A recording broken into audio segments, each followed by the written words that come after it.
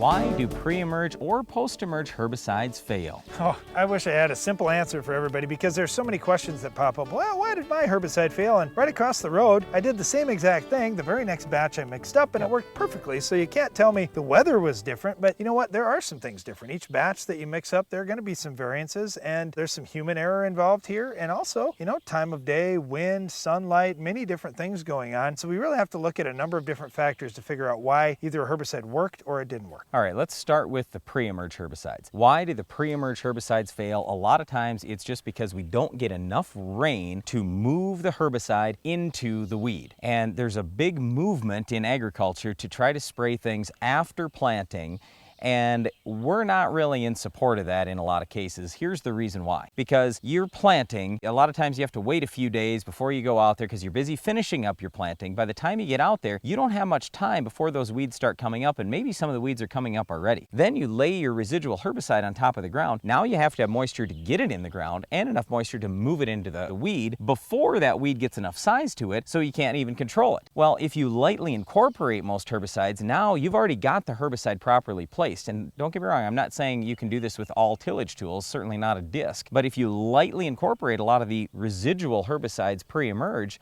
then you have the herbicide better placed so it takes less moisture, and sometimes even just the moisture already in the soil may be enough that that herbicide can move into the plant. I think the other thing with pre-emerge herbicides is unrealistic expectations. Sometimes we're looking at a weed that product doesn't even control. Well, then the other side is, how many weeds do you have in the field? If you've got 100 weeds in the field, you know what? Your pre-emerge herbicide is probably going to look fantastic. If you have 100 million weeds in the field, I don't care if you've got the best herbicide in the history of the world, it's not going to look perfect because there's nothing out there that gives 100% control. So we've seen it even on our own farm. We did a little experiment years ago and let some weeds go to seed on about 30 acres just to see what would happen. I mean, the first herbicide didn't work and I thought, let's see what happens. Didn't really hurt yield that year because we had early weeds under control. These just came up a little later, but we let them go to seed, and I'm telling you what, it took us 6-7 years to get that cleaned up, and every year our pre-emerge herbicide failed. And right side by side where we had killed the weeds that one year, the same exact herbicide worked just fine. So you can't tell me it's the herbicide. The herbicide can only do so much if you have super heavy weed pressure. All right, let's talk about post-emerge applications because let's face it, we hey, had a lot of weed. Before we get into that, rate. That was the other thing I wanted to mention really quick. If you don't use the right rate, so if you've got that 100 million weeds, you got to make sure you're using the full labeled rate, and maybe even a combination of two products, full labeled rate. The rate makes an enormous difference. Well, there has been some confusion on rates because we've had Roundup Ready crops, and there have been the quote-unquote Roundup Ready rates, which were reduced rates. And guys were doing that just to... It's all reduced I don't need to use a huge rate because I'm coming back with Roundup. Well, Roundup isn't doing the job that it used to, so we've got to use full rates. Right, but then the other thing with these pre's is, hey, it varies depending on your soil pH. You know what? If you have a high soil pH, some of these ALS herbicides, metribuzin, atrazine,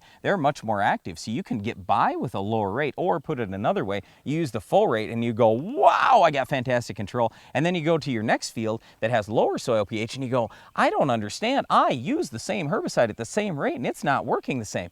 Well, that's right, because the soil is different. So you got to look at your soil's organic matter, your soil pH. We come back to soil testing so often on the show here because it ties into everything else that we do. Okay, now I'm going to talk about post-emerge products. So let's say that you had an issue with that pre and you've got to come back and clean things up post. There's a few big issues. The first one is going to be weed height. And when we look at different products that we're using, most of the herbicides that we're spraying in conventional soybeans, for example, but the same thing holds true in corn, we're looking for weeds that are in the 2 to 4 inch range. And I'm not talking 4-inch weeds, I'm talking 4-inch weeds. So smaller than a pop can. And if your weeds are smaller than a pop can or maybe half the height of a pop can, that's where we're trying to target them. And that's where we can do a 90, 95%, maybe, well, that all depends on the better herbicide. percent control if you pick the right herbicide. Right, we can't even throw percentages out because it all depends on the weed, the herbicide, and the thing I wanted to get to is the weather. When we track back most of the complaints that come in all across the country on all herbicides, it really comes back to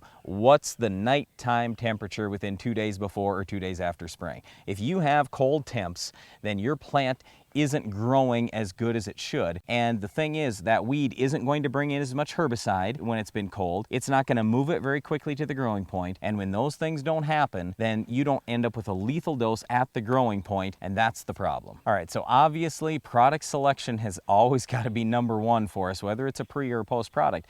But beyond that, there are many things you can do. So work closely with your agronomist, make sure they're looking at your soil tests, make sure they know your weather conditions, those kind of things, and then you can get better recommendations so hopefully you don't have herbicide failures on your farm. Well, one of the weeds you don't want to fail on is our weed of the week. Can you identify this week's weed?